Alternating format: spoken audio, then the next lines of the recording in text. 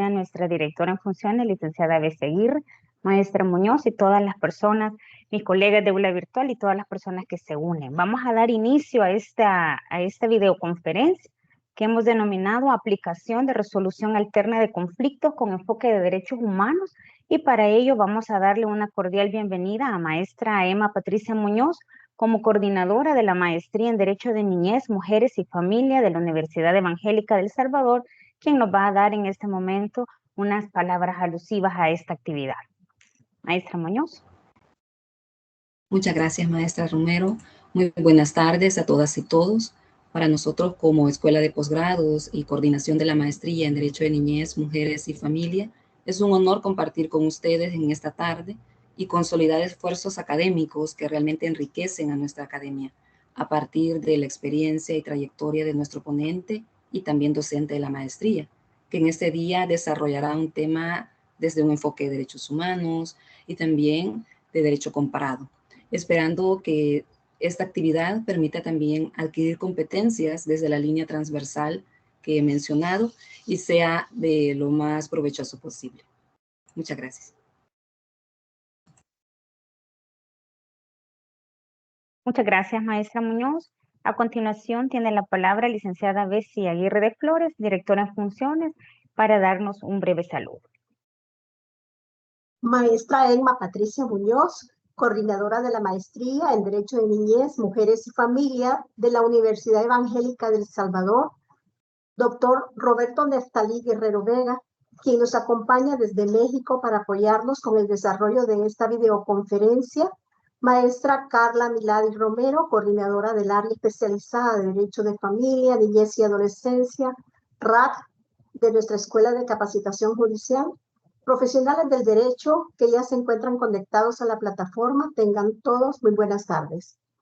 En nombre del Pleno del Consejo Nacional de la Judicatura y de su Escuela de Capacitación Judicial, les doy la más cordial bienvenida a esta videoconferencia que tiene como objetivo generar una reflexión en torno a la estrecha vinculación que existe entre la resolución alterna de conflictos y los derechos humanos con el fin de consolidar la lógica de su estudio y aplicación. La actividad que hoy nos ocupa es el resultado de esfuerzos cooperativos entre nuestra institución y la Universidad Evangélica de El Salvador, a través de la Maestría en Derecho de Niñez, Mujeres y Familia de su Escuela de Posgrados, a cuyas autoridades agradecemos por su valioso apoyo. Nuestro sincero agradecimiento también para el doctor Roberto Guerrero, quien esta tarde compartirá con nosotros contenido clave que incluye temas como las concepciones que generan confusión sobre el concepto de los derechos humanos, los modelos de mediación, derecho comparado y aspectos claves en la aplicación de medios alternos de solución de conflictos, entre otros. Les motivo a aprovechar este espacio para que reforcemos nuestros conocimientos en la materia y de esa manera fortalezcamos cada quien nuestras particulares competencias en beneficio de la población usuaria. Que esta sea una jornada de mucho provecho para todos. Muchas gracias. Feliz tarde. Muchas gracias, licenciada Bessie Aguirre. A continuación procederé a leer un extracto de la hoja de vida de nuestro invitado.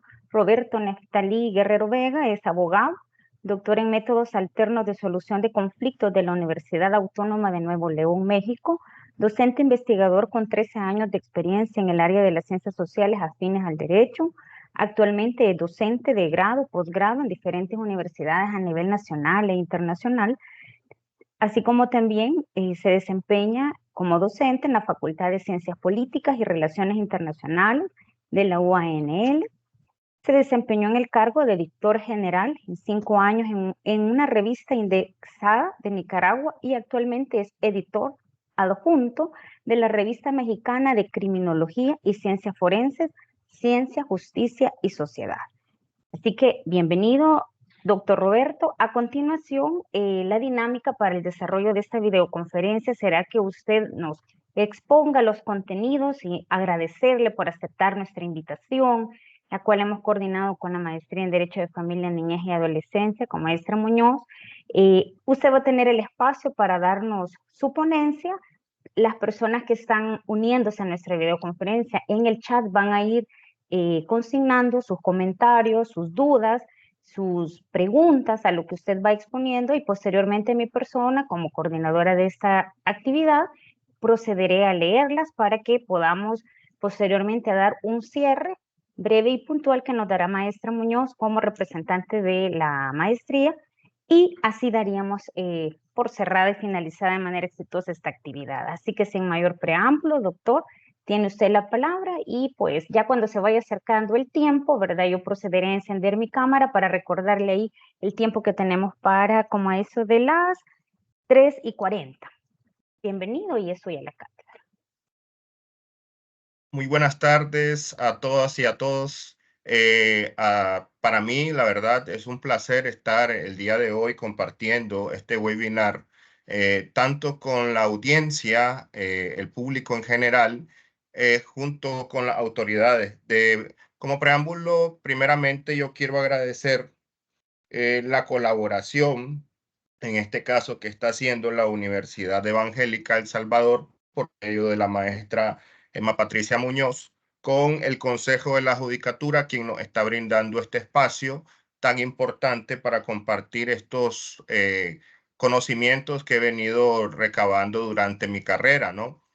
En este particular, quiero agradecer también, ¿verdad?, a la licenciada Aguirre Flores, ¿verdad?, por las palabras de bienvenida, y al igual también a la maestra Romero Reyes, ¿verdad?, quien acaba de hacer una breve presentación de mi semblanza, y realmente espero llenar todas las expectativas con respecto a lo que vamos a conversar en esta pequeña charla, vaya, que vamos a ir desarrollando. Antes que todo, voy a hablar yo sobre la temática, como lo decían mis antecesoras, sobre la aplicación de la resolución alterna de conflictos con enfoque de derechos humanos.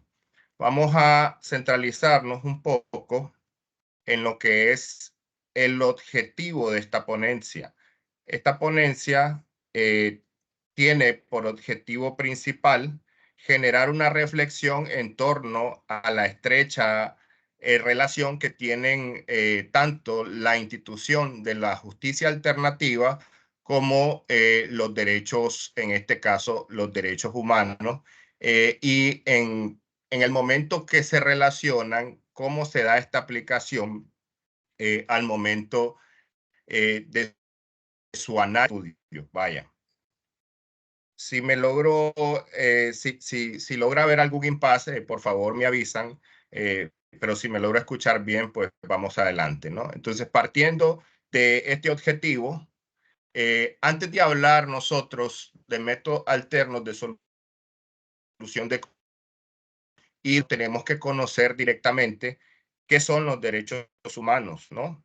Las concepciones de derechos humanos se han visto enmarcadas en diferentes preámbulos. En algunos momentos se han llegado a confundir, o se han llegado a, en este caso, a no plantear de una manera correcta, y a básicamente no tener en cuenta que los derechos humanos están más allá de los derechos fundamentales del individuo, sino que tienen una amplitud más allá de lo que se debe estar planteando. No sé si logran ver la presentación. Estoy teniendo un Sí se ve, doctor.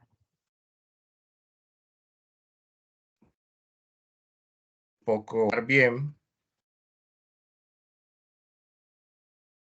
¿Sí? Sí se ve.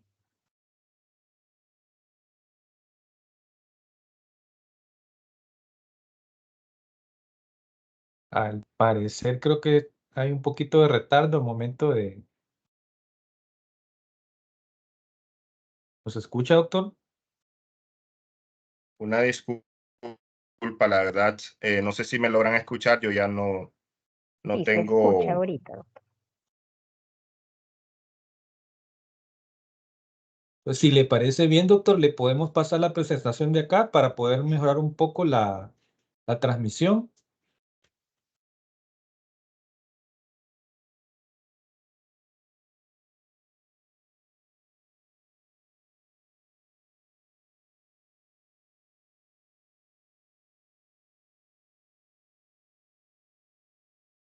Doctor Roberto, ¿nos escucha?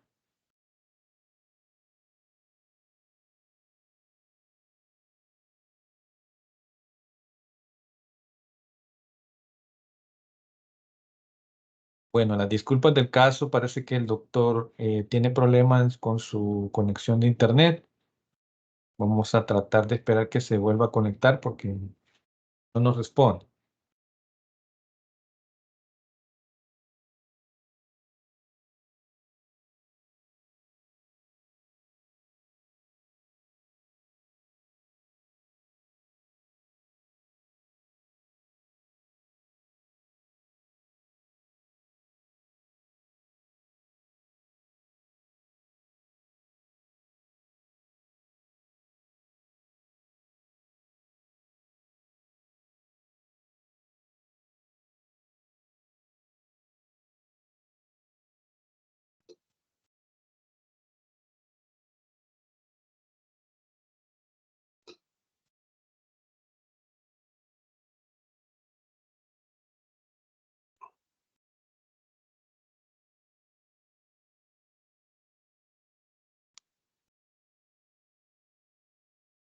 Sí,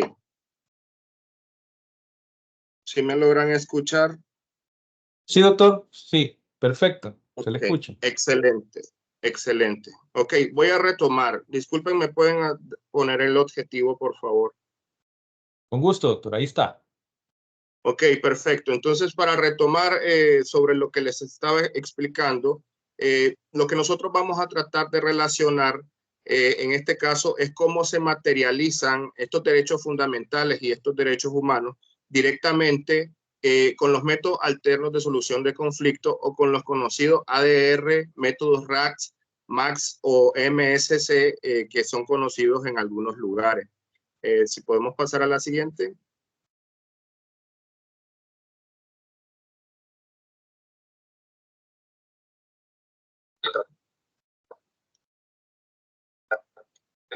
Que se vuelva a conectar.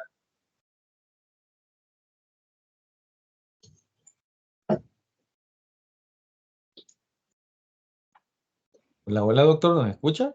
Sí, sí, sí, podemos pasar a la siguiente diapositiva. Ok, con gusto. Ok, perfecto. Tenemos, ¿verdad?, diferentes concepciones relacionadas a lo que son los métodos alternos y en este caso a lo que son los derechos humanos. Se han utilizado diferentes sinónimos. Estos, ¿verdad?, se han conocido o se han malinterpretado en algún momento como derechos naturales, derechos de la personalidad, derechos individuales, derechos subjetivos, derechos del hombre y del ciudadano o libertades públicas fundamentales. Generalmente son denominaciones que en algún momento dentro de la doctrina se ha dado un poco de confusión con respecto a lo que son los derechos humanos en sí, en las diferentes legislaciones, ¿no? Y al igual desde el punto de vista del plano internacional. ¿Podemos seguir?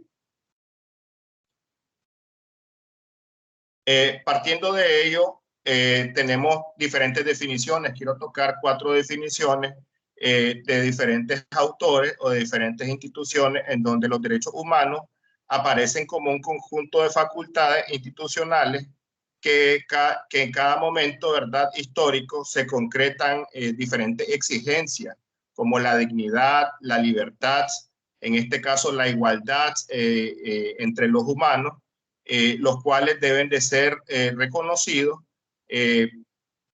positivamente ante la legislación de cada país a nivel nacional y la legislación, ¿verdad?, de manera internacional con respecto a los convenios o las convenciones suscritas por cada país. También tenemos la definición que es apreciada desde el punto de vista de la moralidad, ya que al ser derechos fundamentales y la sociedad, obviamente, al tener dentro de sus costumbres diferentes contextos relacionados a la moral, los derechos humanos también pueden ser mencionados como concepciones de una manera liberal, ¿no? Ligados a los conceptos o a las concepciones morales, que al final, siendo una fuente del derecho, en algún momento se van plasmando en el plano básicamente normativo.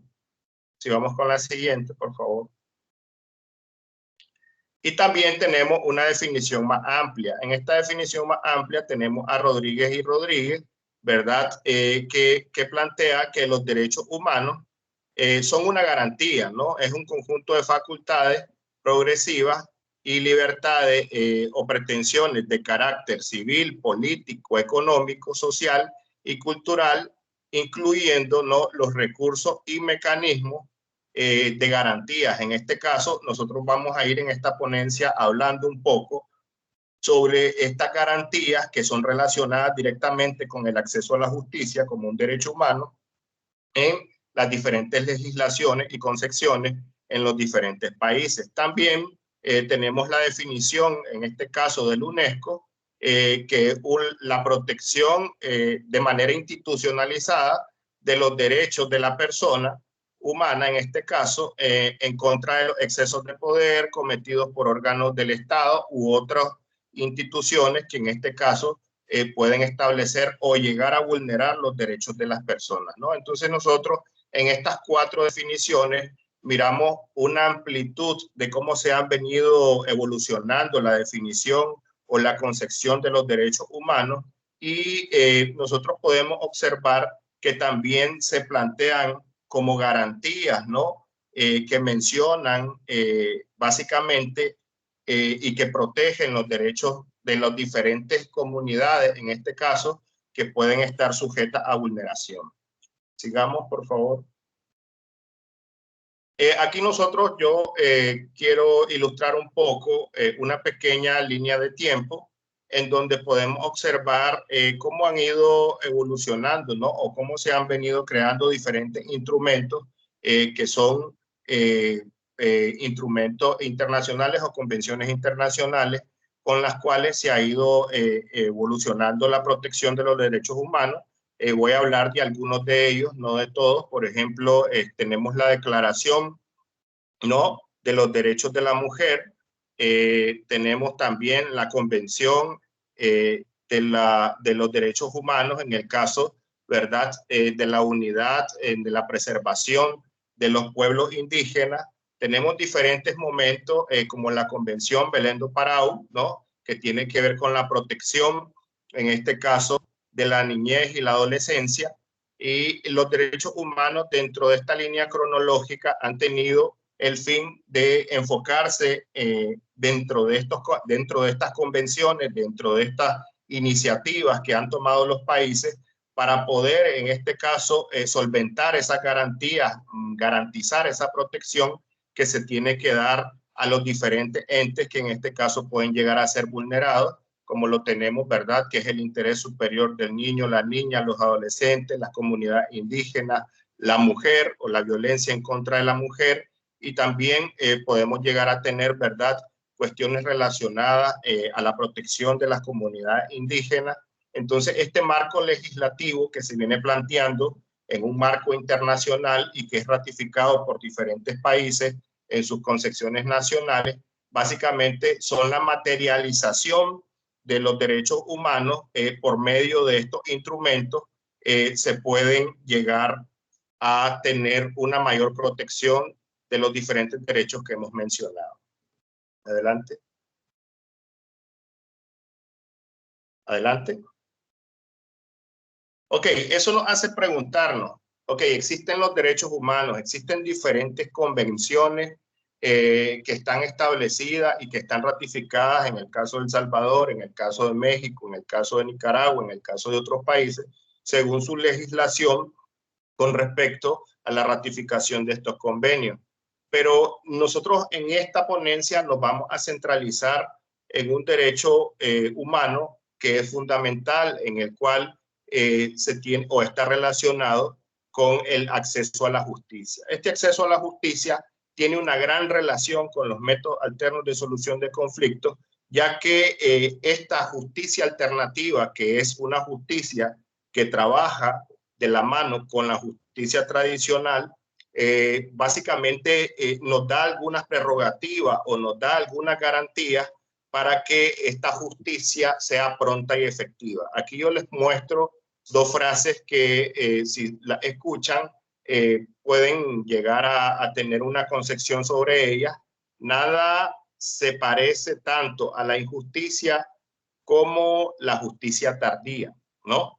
Y la justicia, ¿no?, que llega tarde no es justicia, ¿no? Entonces, básicamente, el acceso a la justicia como un derecho humano que ha sido establecido por diferentes concepciones o diferentes convenciones que ya vamos a ver, básicamente se centraliza en una pronta y efectiva justicia para los intereses vulnerados de los diferentes integrantes de la sociedad, y esa justicia no debe estar sujeta a dilaciones procedimentales o a dilaciones, o en este caso que nunca pueda llegar a tener una solución o llegar a tener algún organismo en el cual puedan demandar, puedan interponer sus pretensiones para poder llegar a esa famosa justicia. Sigamos, por favor. Hablando de la justicia, ¿no? Nosotros nos podemos centralizar en que la humanidad ha tenido diferentes concepciones de justicia. También ha llegado a tener, en este caso, la humanidad ha llegado a tener, además de estas diferentes concepciones, también se ha centralizado directamente en cuestiones como el Código de Hammurabi, que planteaba la ley del talión. Nosotros en algún momento, o los estudiantes de derecho, o los que son abogados y abogadas que están presentes en el público, nos pudimos haber estudiado que en algún momento la ley del talión planteaba ojo por ojo y diente por diente. Obviamente es otro tipo de justicia que al final vino evolucionando poco a poco, y de esta manera se fue materializando, y fue partiendo desde la justicia que hubo, ¿verdad?, en Roma, la justicia o los modelos de justicia que hubieron dentro de la filosofía, y hasta el momento de llegar a la justicia actual, que en este caso directamente este modelo de justicia es el modelo de justicia que está no basado en el ganar-ganar, como lo son los métodos alternos de solución de conflictos, sino que también está basado en el castigo, ¿no? Entonces, este modelo de justicia ha evolucionado y básicamente busca los preceptos fundamentales que son en el caso de mantener una paz sostenible para la sociedad. Entonces, no solamente podemos centrarnos en que existe un modelo de justicia, porque ya tenemos la justicia transicional, la justicia restaurativa, también llegamos a tener la justicia alternativa, que son modelos de justicia que tienen diferentes finalidades, pero también llegan a tener, en este caso, un bien común, ¿no?, que tiene que ver con el servicio o el acceso que se le va a dar a la sociedad. Siguiente, por favor. Y partiendo de ello, nosotros podemos encontrar el acceso a la justicia reconocido, ¿verdad?, en diferentes convenciones, como son la Convención Americana de Derechos Humanos, en donde se establecen las garantías judiciales en el contexto internacional. También encontramos que toda persona tiene derecho a ser oída con las debidas garantías dentro del plazo razonable por el juez o autoridad competente, independientemente e imparcial, establecida con anterioridad en la ley. Entonces, este acceso a la justicia se ve materializado desde la parte internacional en la Convención Americana de Derechos Humanos. También podemos encontrar en la Convención del Pacto de San José de Costa Rica, que señala que afecta mediante la justicia deberá impartirse con rapidez, eficacia, y debe prevalecer este acceso a la justicia misma como valores fundamentales de la preservación de denegar este tipo de derechos y limitar el derecho. O sea, el acceso a la justicia lo podemos llegar a ver reflejado directamente en este tipo de convenciones o en este tipo de pactos, como es el Pacto de San José, en donde se globaliza básicamente que la justicia no solamente se tiene que dar acceso a ella, sino que tiene que haber una justicia que en algún momento tiene que ser eficaz, ¿no? Tiene que ser efectiva, eficaz, ¿no? Y tiene que alcanzar sus metas, que básicamente no solamente llega a ser que es dar a cada quien un castigo o dar a cada quien lo suyo, como ha sido el modelo de justicia tradicional. Por eso los mecanismos alternativos, además de dar a cada quien lo suyo, tratan de plantear un modelo en donde las partes sean beneficiadas y el tejido social también no llegue a dividirse por una sentencia, sino que más bien un acuerdo en donde estos mecanismos autocompositivos lleguen a ayudar a la población y en este caso a la sociedad. Siguiente.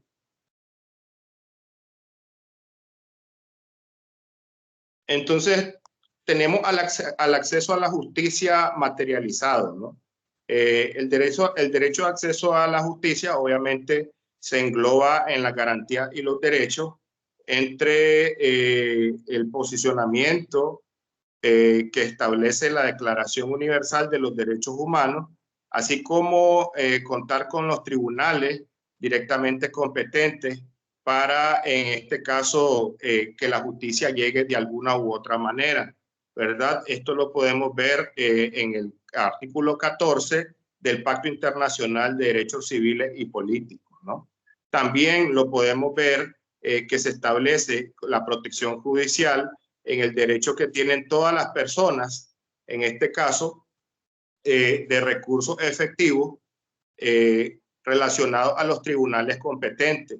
También el acceso a la justicia lo podemos ver mencionado en mecanismos de justicia pronta y en este caso la Declaración sobre los Principios Fundamentales de la Justicia para las víctimas en delitos o abusos de poder, ¿no? Entonces, estos son algunas normativas que están relacionadas directamente a lo que es el acceso a la justicia y son algunos instrumentos internacionales en donde podemos ver plasmado este derecho humano que al final está relacionado y ligado directamente con los métodos alternos porque persigue precisamente que no solamente se trate de acceder a la justicia, sino que se dé un mecanismo en el cual se pueda llegar a acceder a esta justicia de manera rápida y eficaz. Adelante. Sí, adelante, por favor.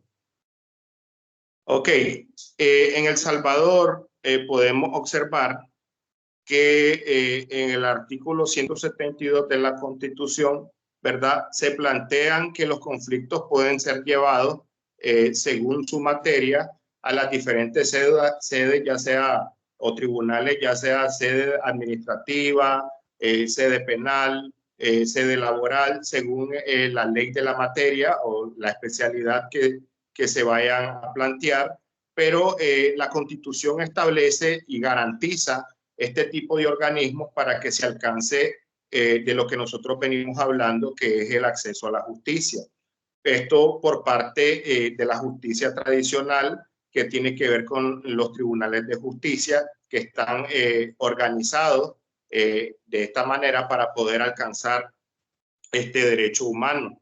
También el artículo 23 de la Constitución estipula que toda persona puede, en este caso, puede ser privada del derecho de terminar su asunto por transacción o arbitramiento, ¿no? Entonces, esta disposición constitucional alza el derecho a la categoría de derecho fundamental. En este caso, la transacción o cualquier tipo de arbitramiento se interpreta directamente como un tipo de justicia alternativa o mecanismos relacionados a la mediación, conciliación y arbitraje, y las personas, ¿verdad?, no pueden ser en este caso privadas de este tipo de justicia que en este caso va de la mano con lo que se está planteando como la garantía de lo que es el acceso a la justicia. Siguiente.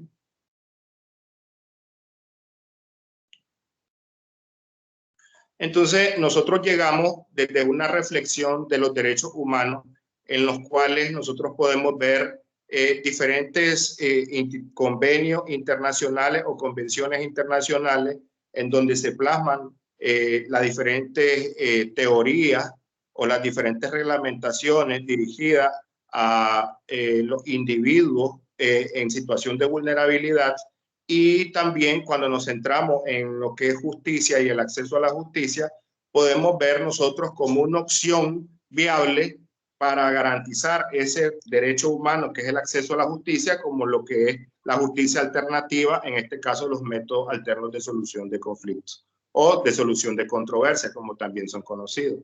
Siguiente, por favor. Estos métodos de solución de controversia o estos métodos alternativos de solución de conflictos no son métodos que básicamente son algo nuevo, vaya.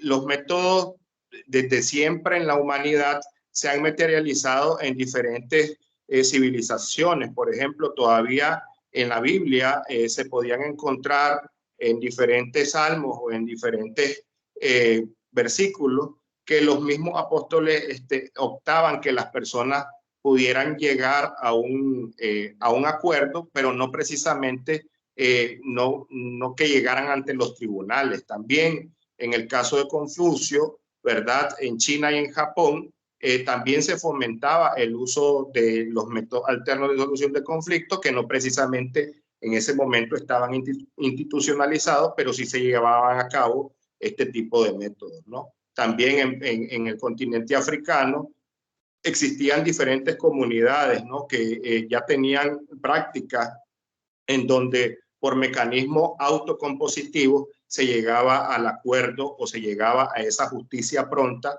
o a ese acceso a la justicia que tanto se busca, ¿no? Entonces, yo pongo, ¿verdad?, estos pequeños hechos porque muchas veces dicen o expresan que los métodos de resolución alterna de conflictos son una novedad dentro de la legislación y precisamente han sido inherentes durante toda la vida del ser humano, pero se han institucionalizado desde un punto de partida, al menos en Latinoamérica. A ver si me colaboran con la siguiente.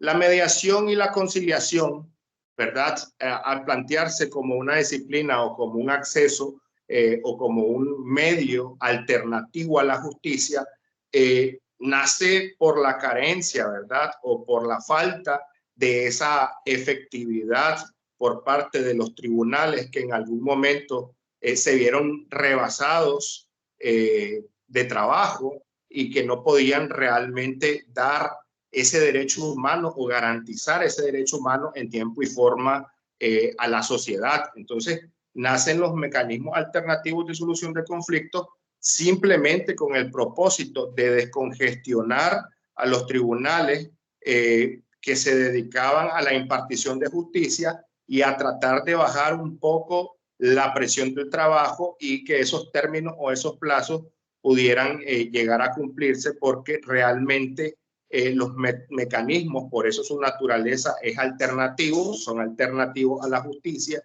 y esta alternatividad llega a que que en algunos procesos sí pueden ser usados y en algunos procedimientos o causas o pretensiones no pueden ser utilizados, obviamente por la misma naturaleza del conflicto o por las legislaciones que lo denieguen o lo lleguen a acceder. Entonces, esto básicamente es una de las iniciativas del uso y del surgimiento de la mediación y de la conciliación de manera global. Siguiente.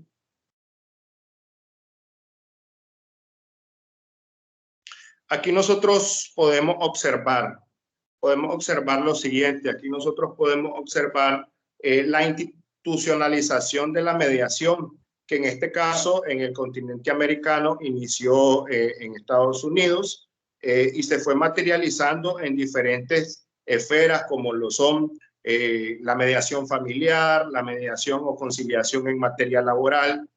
También es importante ver que ya se iba materializando, por ejemplo, la mediación o los centros de mediación, ¿verdad? Se iban creando en Estados Unidos con diferentes perspectivas, y esto nos deja ver que los métodos alternos tienen una multidisciplinariedad, ya que pueden ser aplicados en diferentes disciplinas. Por ejemplo, también en conflictos relacionados con la migración. Se crearon centros, en este caso, para los migrantes que estaban en Estados Unidos, que provenían, ¿verdad?, de Asia.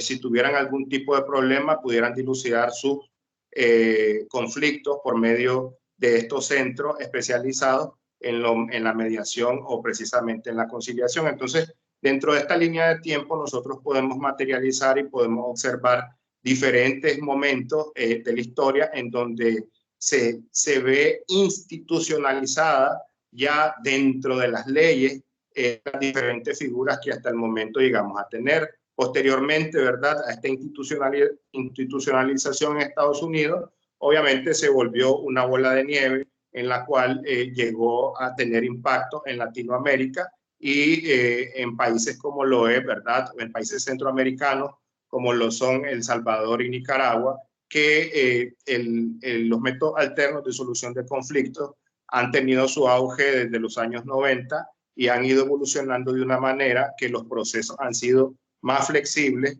para que las personas no solamente tengan en cuenta lo que es la justicia tradicional por medio de los tribunales, sino que también en este particular tengan en cuenta que existe también un modelo de justicia alternativa que las legislaciones establecen. Siguiente.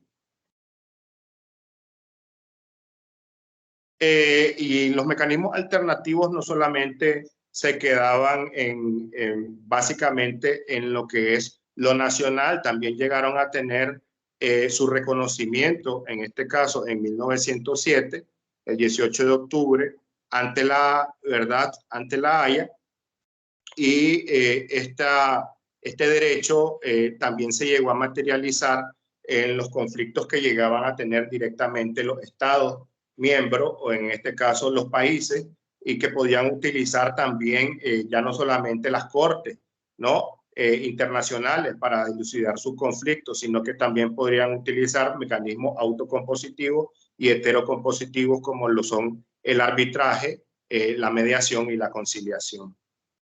Siguiente, por favor.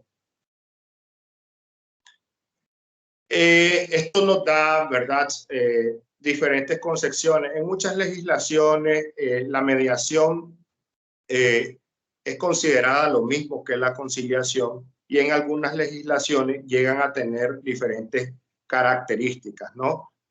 Por ejemplo, la conciliación se ha planteado en la mayoría de los países en el ámbito público y social, ¿no? Se da mucho en familia, en lo que es lo laboral, y se caracteriza de esta manera porque el rol del conciliador o la persona mediadora, perdón, la persona conciliadora es un rol más activo, ¿no? En este rol no simplemente la persona facilita la comunicación, sino que también la persona llega directamente a poder plantear alternativas que vayan de la mano con la legalidad de las propuestas, ¿no? Además de todas las herramientas de comunicación que puede llegar a desarrollar durante la conciliación, ¿no?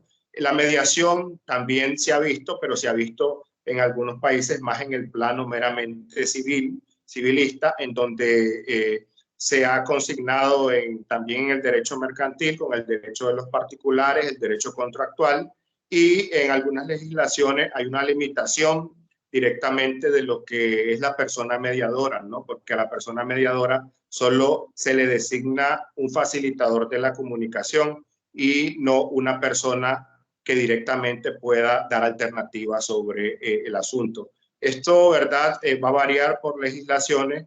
En realidad, la mayoría de estas figuras, tanto el conciliador como el mediador, cuando hace su trabajo de una manera efectiva, también plantea alternativas que pueden ser validadas por las partes. Lo interesante es que a veces las partes no saben lo que quieren porque no están cegados, porque están cegados en posiciones y no precisamente en los intereses, que es donde se tienen que centrar para satisfacer o llegar a un acuerdo, ¿no? Siguiente.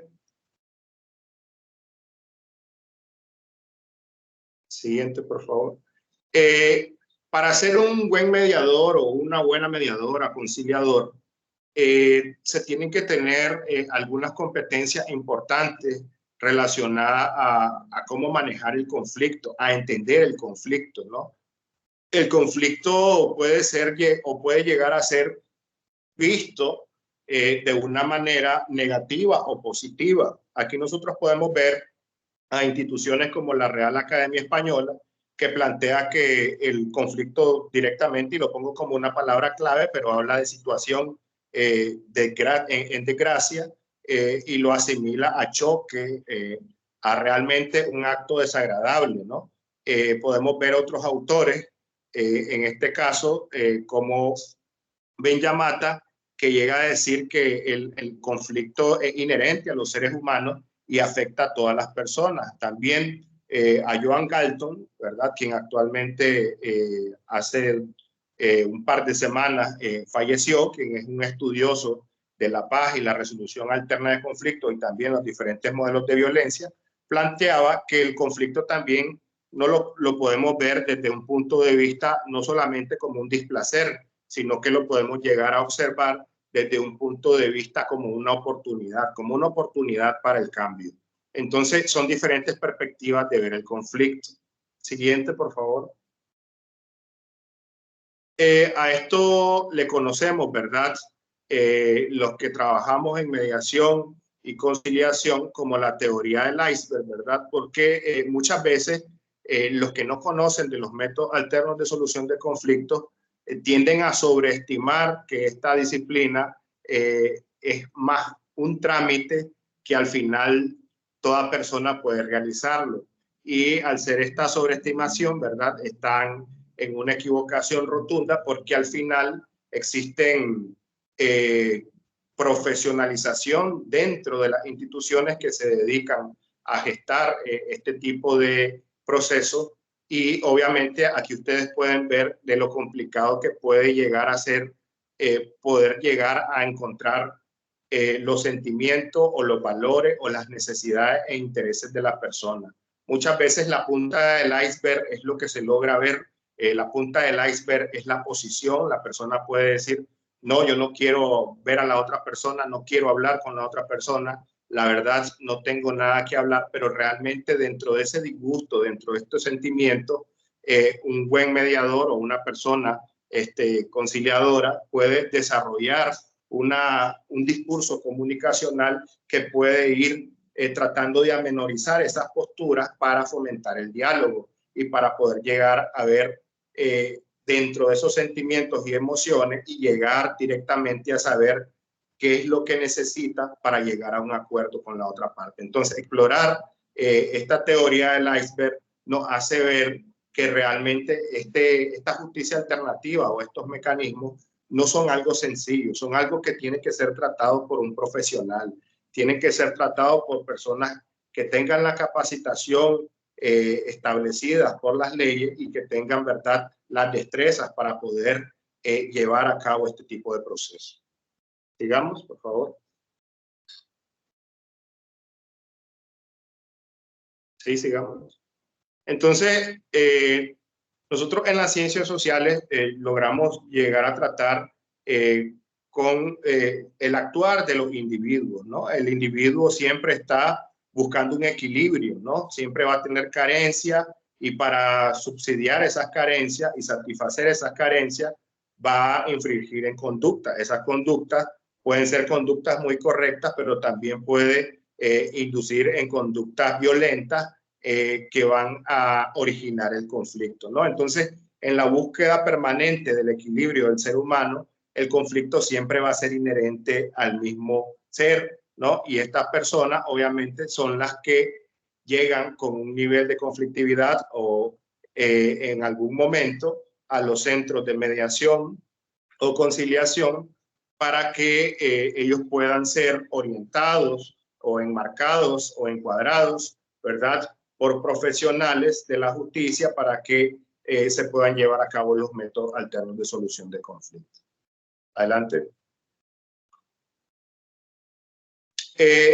La mediación ha evolucionado. La mediación no solamente en el contexto internacional se ha centralizado en el famoso ganar-ganar, que eso es lo que ha caracterizado al modelo directamente, al modelo Harvard o modelo lineal, creado por Fisher y Uri Peyton, ¿verdad? En algún momento, porque también directamente se ha enfocado para diferentes, como les he dicho, disciplinas, en otros modelos que no precisamente se enfocan directamente en el acuerdo, sino que también se enfocan en la transformación del individuo. Ahí tenemos el modelo transformativo de Bush y Folger, y también uno de los más novedosos, que es el modelo circular narrativo de Sarah Kopp, que este modelo, ¿verdad? También persigue el alcanzar el acuerdo y también persigue como fin en transformar a las partes durante se dé la gestación del conflicto. Adelante. Este modelo de Bush y Folger, que es el modelo Harvard, no sé si en algún momento lo han escuchado, este modelo llega a ser un modelo que directamente nace en los años 70 y no nace dentro del sistema de justicia, no nace directamente para que la sociedad llegara a negociar o llegara a plantear opciones para buscar un acuerdo, sino que precisamente nace dentro de un modelo de negocio, ¿no? El modelo Harvard estaba enfocado no precisamente para un tipo de conflicto, sino que estaba enfocado para más lo que es la oferta y la demanda dentro del marco de la negociación. En este caso, estos autores logran dentro de Harvard empezar a tratar un proyecto piloto en donde ellos planteaban el modelo Harvard que estaba establecido para los negocios en la resolución de conflictos relacionados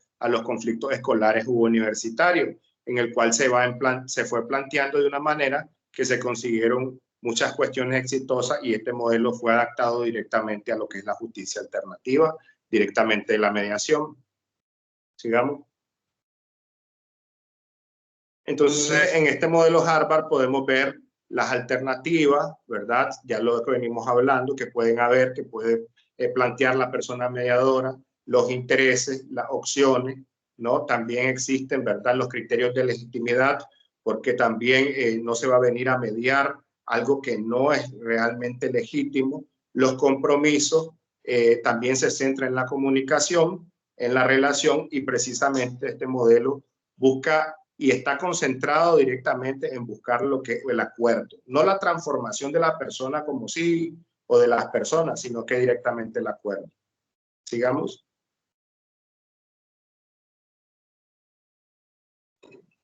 ¿No? Entonces acá nosotros podemos ver algunas premisas principales de lo que es el modelo Harvard, ¿no? Evitar que los participantes se retrotraigan al pasado, sino que esta es una característica de la mediación y los métodos alternos. Ustedes pueden fijarse que en los procesos judiciales, en las demandas se plantean hechos o antecedentes pasados, pero en los métodos alternos, además de escuchar los hechos que sucedieron, nos estamos planteando ver hacia el futuro, ¿no? Desactivar emociones negativas, se tratan, ¿verdad?, por medio de las diferentes herramientas, llegar a hacerlo. También se denomina, ¿verdad?, o no sé si lo han escuchado, ¿verdad?, que se enfoca más en los intereses que en las posiciones, y en este particular en separar a las personas del problema. ¿Qué significa? Que a veces los individuos, ¿verdad?, están inmiscuidos en una posición y no precisamente pueden llegar a ver por sus emociones todas las alternativas que pueden llegar a tener. Entonces, ahí es donde la persona mediadora puede empezar a gestar esto. Siguiente. En el modelo transformativo de Bush y Folger, este ya no básicamente está centralizado en lo que es alcanzar el acuerdo. Este modelo se centraliza más en lo que es el individuo, transformar al individuo. Este modelo en algunas legislaciones está basado en lo que es la justicia penal para adolescentes, porque no solamente queremos que el adolescente reconozca, ¿no?, que cometió un error, sino que queremos que el adolescente se rehabilite, ¿no? Entonces, queremos llegar a transformar, más que dar un castigo a este adolescente, queremos llegar a transformar por medio de este modelo, llegar al acuerdo, si bien es cierto, pero que el adolescente pueda llegar a tener una transformación o un cambio como ser individuo y de esta manera, ¿verdad?, contribuir con la sociedad en un futuro. Siguiente.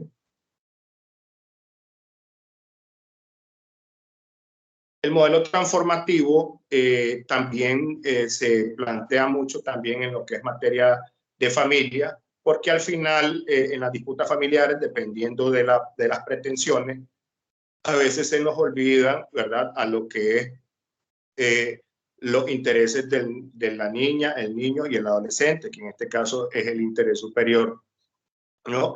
Y prácticamente llegar a transformar por medio de un proceso de mediación con enfoque de transformar a que los padres lleguen a tener una buena relación al momento de ya no estar juntos, pero en este caso de trabajar en pro de sus hijos. Este modelo transformativo, en vez de buscar el acuerdo y que alguien gane o que alguien pierda, es beneficiar a ambas partes y que ambas partes lleguen a tener alternativas que les vayan a servir para poder trabajar en pro de la crianza de los niños, las niñas y los adolescentes. Siguiente.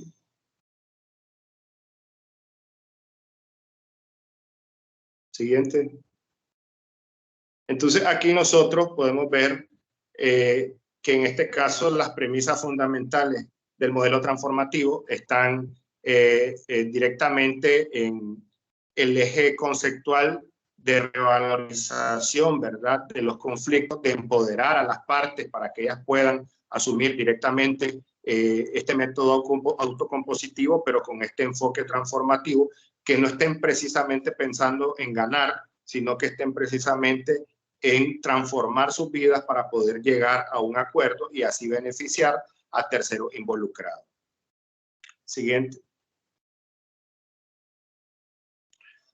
Y así llegamos a otro tipo de modelo, que es el modelo circular narrativo de Bush y Folger, ¿verdad?, que se considera uno de los modelos más influyentes en la mediación, ya que se encuentra orientado tanto en el acuerdo y también en satisfacer las necesidades, en este caso, de las partes para modificar en algún momento sus relaciones, ¿no? Entonces, este modelo podría decirse que es un modelo más amplio, es un modelo que trae una complejidad un tanto que tiene que ser evaluado y ser aplicado por medio de procesos un poco más amplios, en donde no solamente se llega a dar una sesión de mediación, porque al final querer llegar a un acuerdo y transformar a la parte en algún momento, por eso lo digo desde el punto de vista de la familia, porque no solamente se tiene que ver con los intereses de quién tiene la razón o a quién le asiste el derecho, sino que también hay un perfil directamente psicológico y esta psicología es apoyar a las partes a que puedan transformar en algún momento sus actitudes para que lleguen a un acuerdo. Siguiente, por favor. Siguiente, por favor. Vamos a avanzar un poco, ¿verdad? Para salir un poco de los modelos. Y vamos a hablar un poquito del derecho comparado. Siguiente, por favor.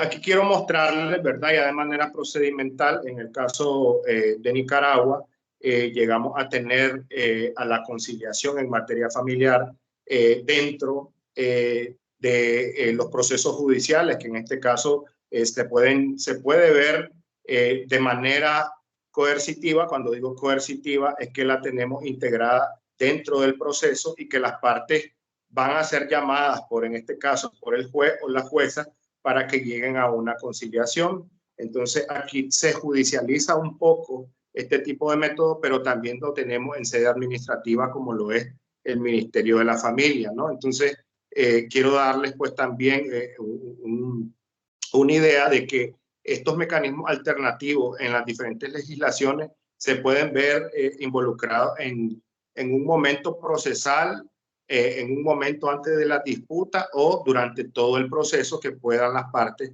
flexibilizar sus posiciones y entablar una conciliación. Siguiente. quiero compartir con ustedes, yo logré con algunos colegas hacer una investigación en donde actualmente vivo, que es aquí en México, en Nuevo León exactamente, sobre el uso de los mecanismos alternativos. Es interesante que al terminar este artículo científico que ya está en proceso de publicación, pudimos observar que dentro de la mediación familiar hay un uso limitado por parte tanto de las partes como de los abogados, ¿no? Y en otros estados de México sí se ve un uso más amplio sobre la mediación, porque, y ya lo voy a comentar, muchas veces el uso de estos mecanismos alternativos van a estar sujetos a las facilidades que los procedimientos te establezcan, ¿no? Sigamos. Sigamos.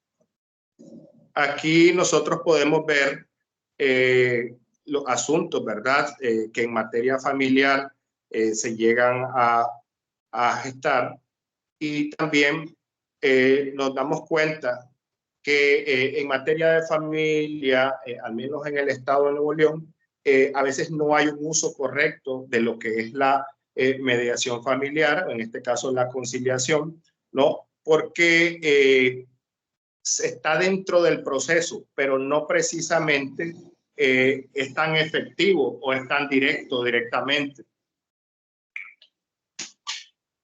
Me van a dar un segundito solo, por favor.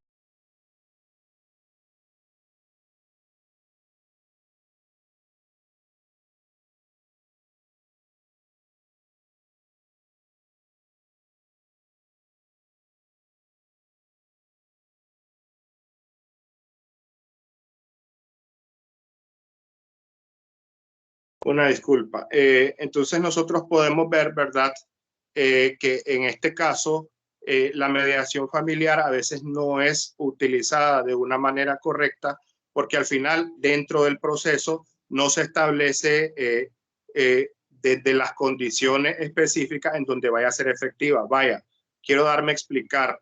Precisamente se abre el proceso familiar y las partes son consignadas o son llamadas a la mediación por parte de la autoridad, pero la autoridad en ese momento suspende el proceso principal y los remite a otra institución, que es el Instituto de Mecanismos Alternativos de Solución de Conflictos, para que ellos vayan a entablar una conciliación. Entonces, muchas veces los abogados y las abogadas no hacen uso de este tipo de mecanismos porque uno, no tienen la cultura de los mecanismos alternativos y siempre tienen la cultura de la contienda y no asesoran de manera correcta a las partes. Y dos, muchas veces por una cuestión de economía procesal, como tienen el riesgo de que vayan al Instituto de Mecanismos Alternativos y hay una de las partes que no va a llegar, prefieren no,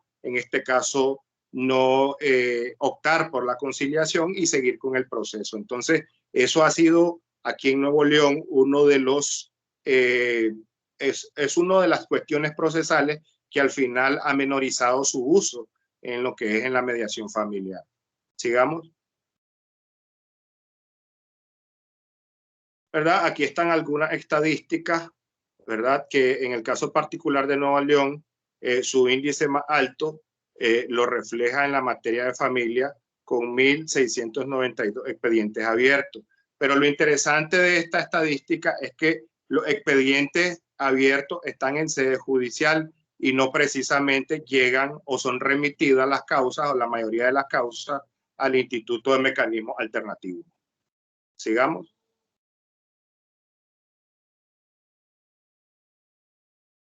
Entonces, nosotros podemos ver que para el uso de este tipo de mecanismos tenemos a la mediación, ¿verdad? De manera prejudicial o obligatoria, a la mediación como una cultura del acuerdo. Muchas veces los abogados y la abogada no tienen esa cultura del acuerdo, porque esa cultura del acuerdo se ha desarrollado en las diferentes instituciones, como son las universidades, para fomentar que no simplemente se trate o se trabaje a los abogados y a las abogadas con el chip de querer una contienda, de querer que la parte gane, de querer que la otra parte llegue a perder, sino que precisamente también se le capacite, ¿no?, con la cultura del acuerdo para poder alcanzar, en este caso, un modelo que es lo que la justicia precisamente sigue, que es preservar la paz y el bienestar para la sociedad.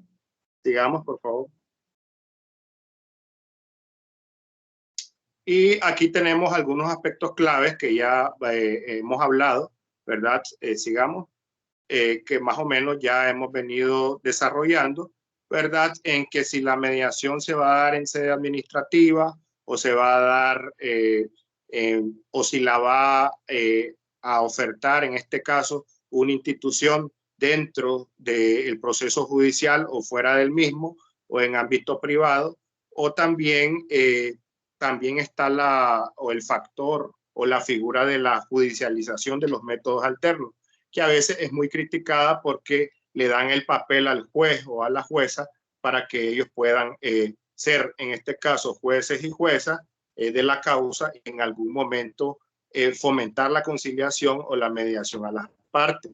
Que, verdad, ahí en teoría existe un principio de no prejuzgar, pero es muy difícil que un juez o una jueza no se llegue a contaminar dentro de un proceso de conciliación, ¿no?, de lo que está escuchando. Obviamente ese principio es para que ellos en algún momento tienen papel de conciliador, pero si las partes no acceden a plantear propuestas, entonces ellos van a continuar con el proceso judicial. Sigamos, por favor.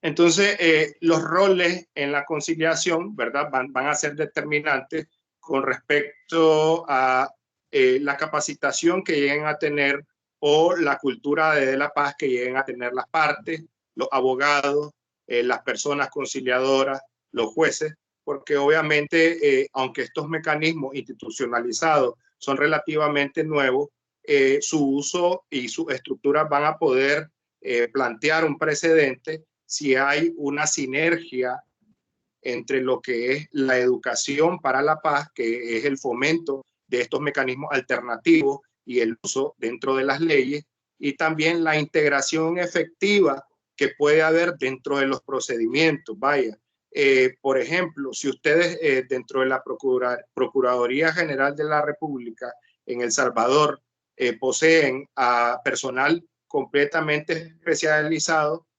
sobre las materias que se van a tocar en conciliación y en mediación, precisamente pueden llegar a tener un alto porcentaje de acuerdos, obviamente porque tiene que ver con la disposición y la especialización de las entidades que se van a encargar de aplicar este tipo de mecanismos, ¿no? Entonces, un factor de éxito y un factor fundamental de él va a ser que todas las instituciones en pro del Estado, ¿no?, y en coordinación de las instituciones privadas y públicas, ya sea de enseñanza superior o de enseñanza temprana, puedan ir fomentando lo que son este tipo de mecanismos, que no solamente los vamos a ver en las disciplinas relacionadas a la abogacía, sino que también los vamos a ver reflejados en disciplinas, en múltiples disciplinas en donde siempre surgen conflictos o surgen controversias que no precisamente se tienen que ir a los tribunales para ser en este caso resueltas, ¿no? Sigamos, por favor. Y esto nos lleva a la pregunta, ¿verdad?, que por eso lo decía yo, de la especialización, si la persona mediadora tiene que ser un experto o no, ¿no? Entonces, sigamos. Algunos tienen las concepciones que ser mediador, podemos nacer con esa facultad de la mediación, pero no precisamente es lo que se debe entender, porque obviamente existe una profesionalización y especialización de lo mismo. Sigamos, por favor. Entonces, acá nosotros llegamos a ver, ¿verdad?, que un mediador, por ejemplo, en México, tiene que tener 72 horas para poder acreditarse como mediador y manejar cuestiones relacionadas a la materia. Y obviamente esto también puede renovarlo cada 3 años, esta certificación. Y también dentro de los modelos de enseñanza, ya los mecanismos alternativos de solución de conflictos ya no se encuentran como una materia optativa, sino por lo contrario, ya son prioridad en el modelo de enseñanza para que los futuros profesionales no solamente tengan en cuenta que tienen la justicia tradicional para dilucidar los problemas, sino que también tienen a los mecanismos alternativos que pueden llegar a colaborar con la famosa justicia o la paz y el bienestar para la sociedad. Siguiente, por favor. Siguiente, por favor. Entonces, estas son algunas actitudes, ¿verdad?, de la profesionalización de este tipo de especialistas.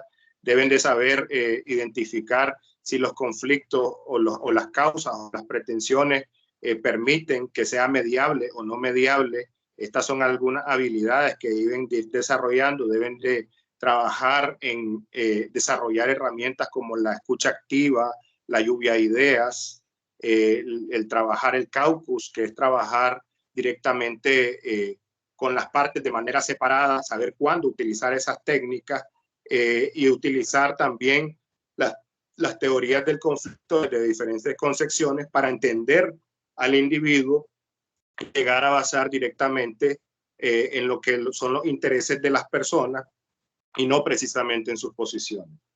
Siguiente, por favor. Siguiente, por favor.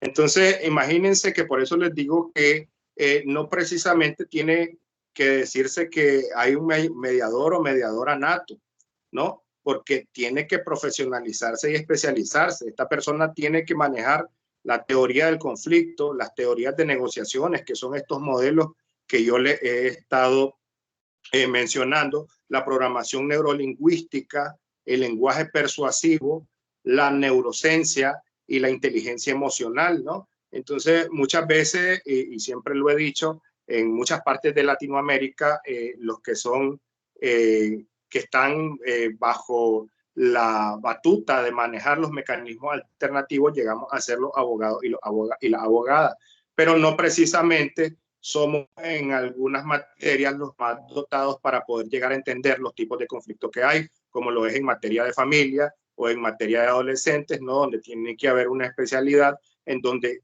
se trate un perfil más psicológico en los mecanismos alternativos que en este caso legal, ¿no? Porque cuando hablamos de no querer alcanzar el acuerdo, sino transformar a una persona, estamos hablando de perfiles completamente psicológicos. En gran parte de Europa, los que tienen la batuta de la mediación son los trabajadores sociales y en este caso los psicólogos y psicólogas, ¿no?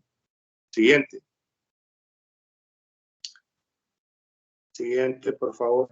Aquí nosotros podemos ver en los principios directamente de la mediación, son principios características en donde habla de su eficacia, su voluntariedad, su flexibilidad, en este caso la neutralidad que tiene que haber por el tercero imparcial, y estas características básicamente dotan a la mediación de un sistema de justicia alternativo diferente a la justicia tradicional. Por ejemplo, la flexibilidad que puede haber en un proceso de mediación va a depender de acuerdo a las emociones de las partes.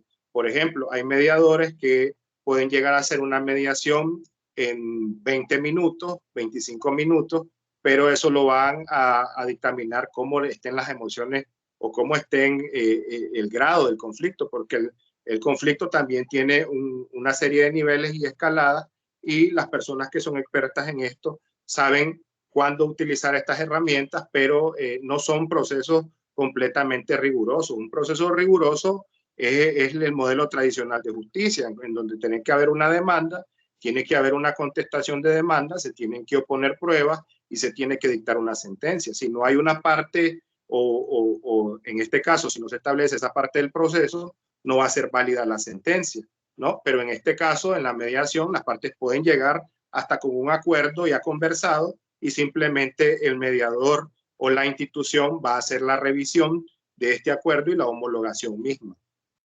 Siguiente.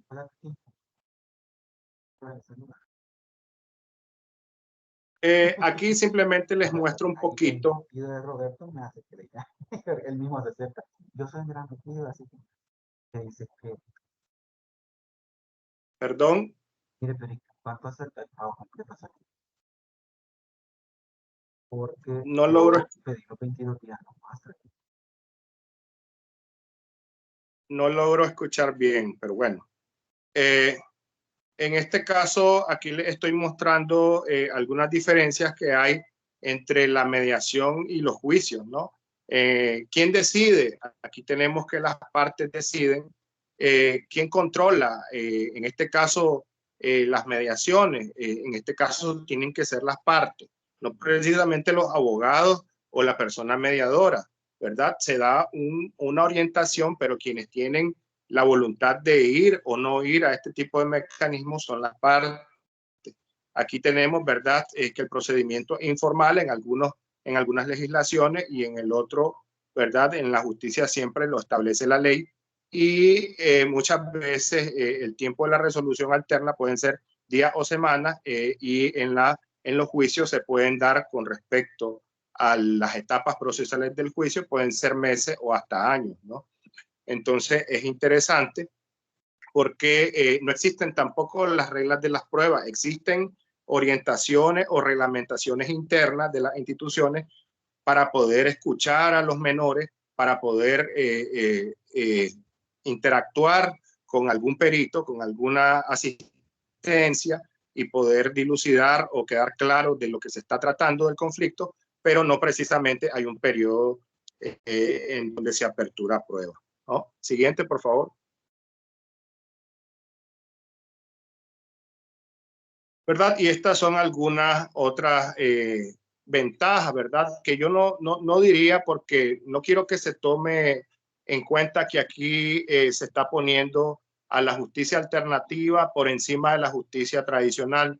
No se trata de eso. Simplemente se está diciendo que tenemos, además de la justicia tradicional, otra alternativa con respecto a algunas pretensiones para llegar a un acuerdo, ¿no? Y aquí estamos mencionando algunas características como es el ganar-ganar, ¿verdad? Y en el caso de los juicios ya sabemos que va a haber un ganador y un perdedor siempre, en donde se puede dar la utilización de la mediación como mecanismo alternativo y se pueden beneficiar las partes.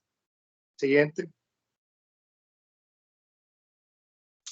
Bueno, ya voy finalizando. Esto es lo último, ¿verdad? Esto, ¿verdad? Siempre pongo esta imagen y esta frase, los sujetos aledaños a la ley son los que dotan, la que la dotan de vida, ¿no? ¿Qué quiere decir esto? Que al final los actores que están relacionados a lo que está, a los procesos, ya sea en la justicia tradicional como en los métodos alternos de solución de conflictos, ellos son los que van a tener la última palabra, si acceden o no acceden a utilizar este tipo de mecanismo. Con respecto a, y lo quiero decir, ¿verdad? Con un enfoque de fomentar los métodos alternos de solución de conflictos, en buscar más acuerdos que sentencia a favor es algo que va a aportar a la sociedad y no va a cortar los lazos entre las personas, sino que básicamente un estrechón de mano precisamente puede ser más contribuyente para la sociedad que una sentencia en donde uno pierde u otro gana, ¿no? Entonces hay que tener en cuenta que los mecanismos de solución de conflictos están hechos con la misma finalidad que la justicia, que es dar a cada quien lo suyo, en este caso impartir justicia relacionado al acceso a la justicia directamente como un derecho humano, pero precisamente ya parte de nosotros mismos como profesionales o como parte de hacer un uso efectivo de los mismos. Entonces, sin más preámbulos, pues yo quiero dejar esta reflexión y es todo por mi parte por este momento.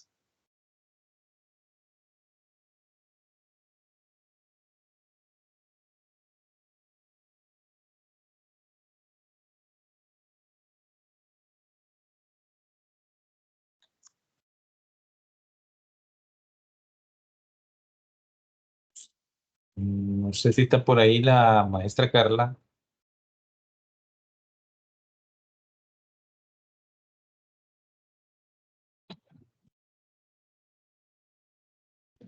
¿Nos escucha, maestra? Sí, no, yo sí los escucho, no sé la maestra. Sí, sí.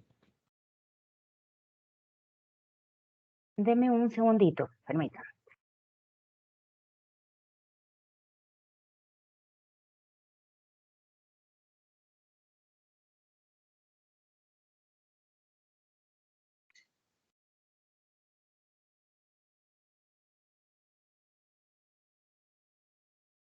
Bien, muchas gracias, doctor Roberto, por todos los insumos tan valiosos que usted nos ha compartido en esta ponencia. Ahora procederemos, pues, de una manera muy puntual a leer, ¿verdad? A leerles algunas interrogantes que han surgido de parte de nuestra comunidad jurídica. Bueno, algunos comentarios con los que voy a iniciar previo a que usted nos dé respuesta de algunos puntos que ya nos había compartido, pero para que usted pues refuerce a nuestra audiencia. Justo como usted nos compartía hace unos minutos, nos decían acá en el chat que muchas veces son las partes técnicas quienes alargan los procesos, ¿verdad? Y no facilitan que se dé alguna mediación, alguna conciliación. Asimismo, nos compartían que a veces en los procesos ejecutivos aquí en nuestro país es que ya se dan las conciliaciones, pero que recomendaban sería bueno que existieran, ¿verdad?, las oficinas para apoyar a las personas usuarias y que no supeditemos a que sean pues las conciliaciones ya dentro de los procesos ejecutivos. Y ahora procedo a leerle dos de las preguntas que nos han dejado compartidas. La primera es que ¿cuál es en la práctica la diferencia entre la figura del mediador y el conciliador? Le doy espacio para que usted nos retroalimente y luego le leo la segunda pregunta. Bueno, ya lo mencionaba en algún momento que la figura del conciliador en algunas legislaciones se establece como una persona que tiene un rol más activo. ¿Un rol más activo en qué momento? Al momento de brindar alternativas.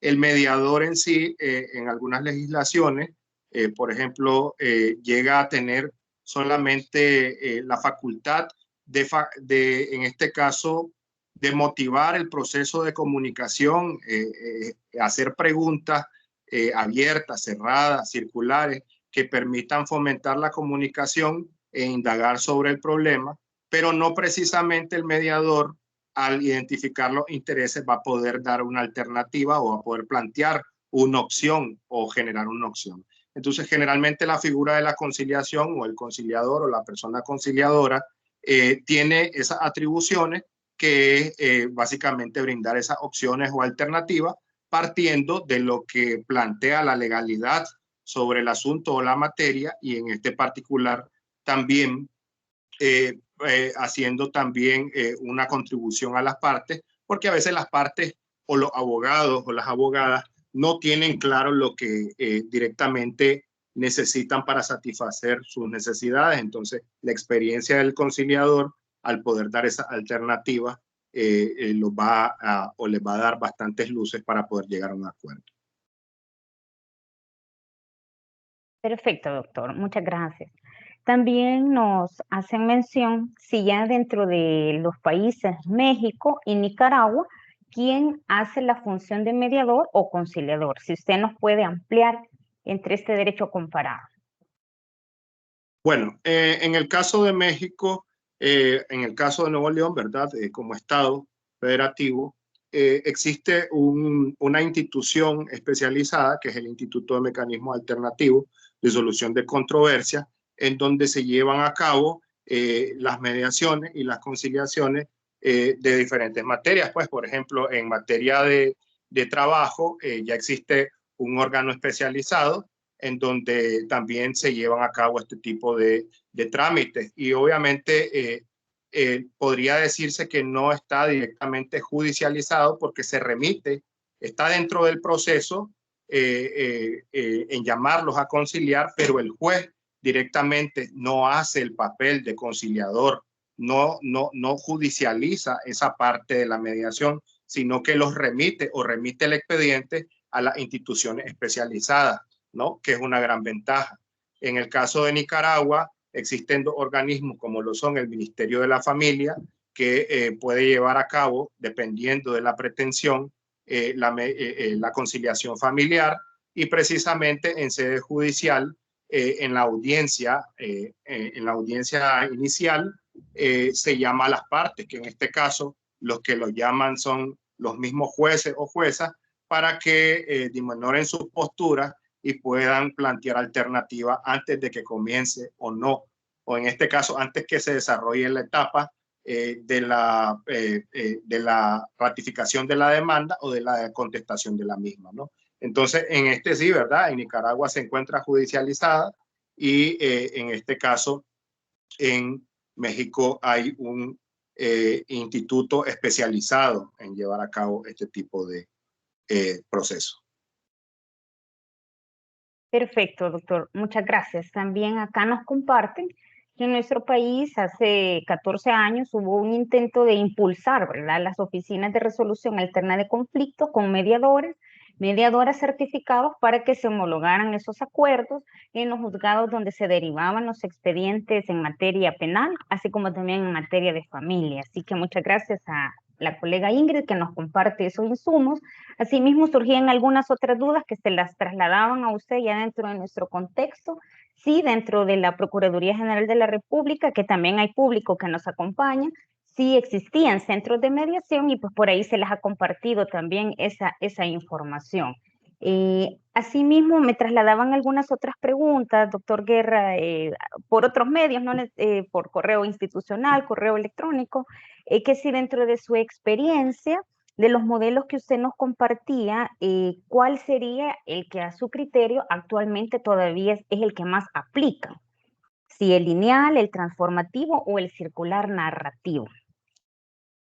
Generalmente la mayoría utiliza el modelo Harvard, que es el modelo lineal, que es ganar, ¿no? Que básicamente se concentran en llegar a un acuerdo, ¿no? El acuerdo es el corazón y no precisamente como en el modelo transformativo, que básicamente en el modelo transformativo lo que queremos es transformar a la persona, que aprenda dentro del proceso, ¿no? Por eso les decía yo que dentro del modelo transformativo a veces tiene no se da simplemente en una sesión esto de la transformación y que las personas lleguen a asumir sus responsabilidades y lleguen a tener un cambio de actitud, no simplemente se da en 40 minutos o 45 minutos, ¿no? El modelo transformativo llega a tener una mayor complejidad, pero es utilizado muchas veces en la justicia penal juvenil o la justicia para adolescentes,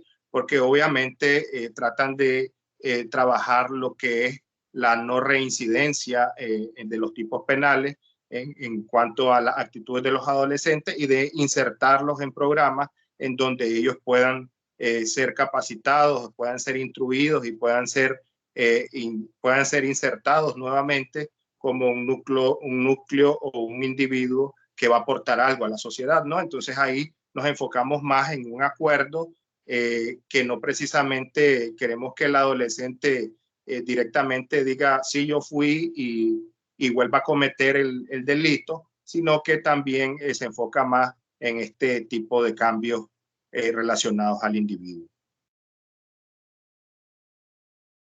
Perfecto, doctor, muchas gracias. Y también la otra inquietud que me trasladaban vía correo era si nos pudiera ampliar un poco más de las técnicas que usted hacía referencia dentro de las competencias del mediador. Nos menciona, le daba curiosidad a la persona que me planteaba la pregunta sobre la lluvia de ideas y el reencuadre, si pudiera ampliarnos un poquito más sobre esas dos técnicas que mencionaba. Ok. Interesante, ¿verdad? Yo tuve la oportunidad de desarrollar una tesis doctoral que desarrollé por el periodo de 3 años, en donde básicamente hacía una taxonomía de la estrategia y de las técnicas que pueden ser utilizadas por las personas mediadoras al momento de llevar a cabo este tipo de procesos. Y en estas técnicas hablábamos del planteamiento de un buen ambiente, utilizar humor.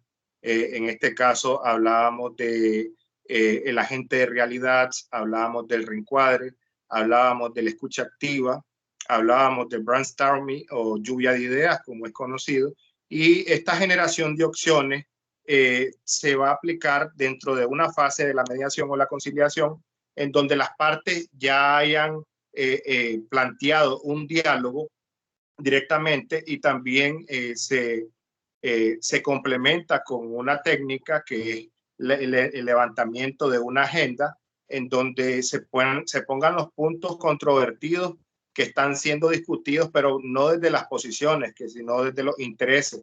Entonces, el mediador o mediadora, haciendo la evaluación de estos intereses, él va a poder tener la pericia para poder hacer una propuesta y que las partes asienten si están de acuerdo o no o si es viable esa propuesta para ambas partes, ¿no? Entonces, eso es parte de la generación de opciones y la lluvia de ideas, y el reencuadre es cuando dentro de la complejidad de mantener a las partes con vista al futuro, que no se retrotraigan en los sentimientos, sino que en los intereses que se están planteando. Reencuadrar significa llevarlo hacia el acuerdo, ¿no? Expresarles directamente o ser un poco de agente de realidad, que realmente en un proceso de mediación tienen muchos más beneficios que en un proceso judicial, porque no va a haber un desgaste emocional tanto como en el proceso judicial, y la justicia, como lo he dicho, ¿verdad? Como el derecho humano de acceso a la justicia, pero de manera eficaz, va a ser más rápida y que nadie va a decidir sobre ello. No van a tener que poner las cuestiones en manos de un juez para que un juez decida, sino que precisamente ellos van a fijar sus condiciones y sus pretensiones. Entonces, ese reencuadre es, ¿verdad?, llevarlo hacia el acuerdo de una manera en que ellos no vayan a retrotraerse sobre cuestiones que ya fueron platicadas o superadas en la misma mediación.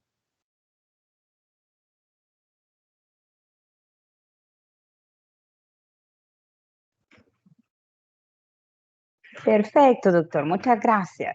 Y por acá nos trasladaban también otra consulta respecto, dentro de su experiencia, ¿verdad? Como parte del derecho comparado, si considera usted que las partes que optan por estos métodos alternos a la solución del conflicto pueden luego participar en los procesos judiciales, o si existe prohibición al respecto.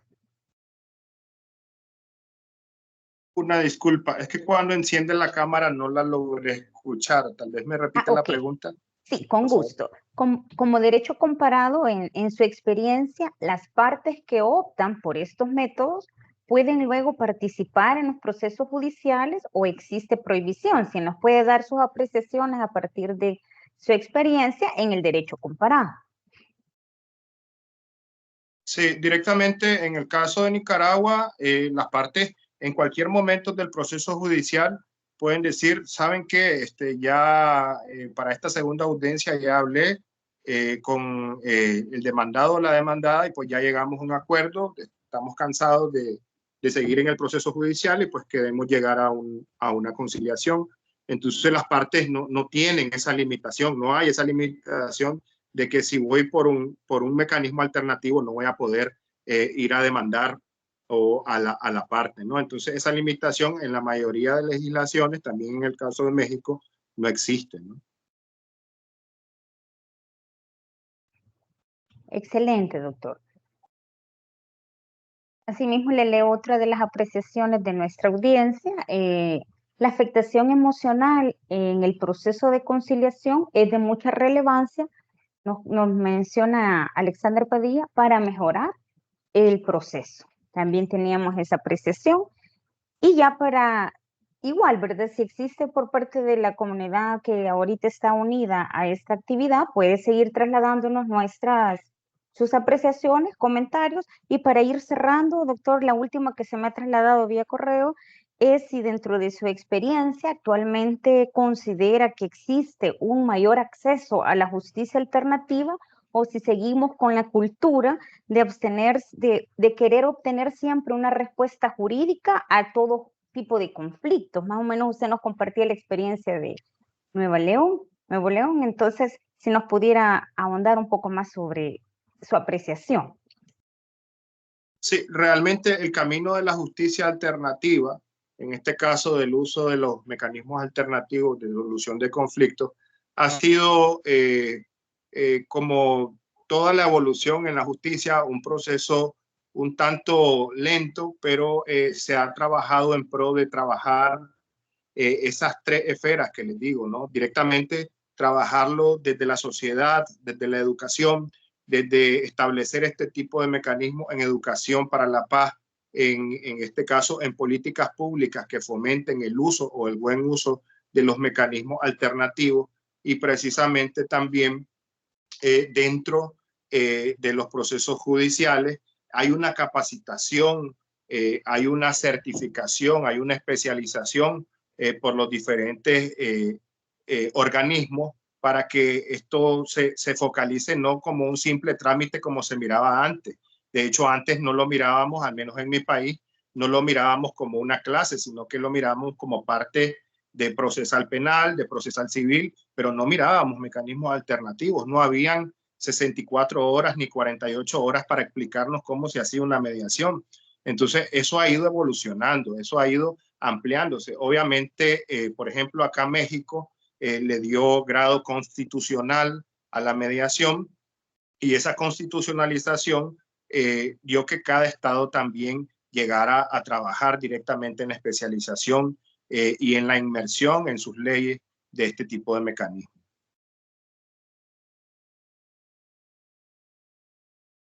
Muy bien, doctor.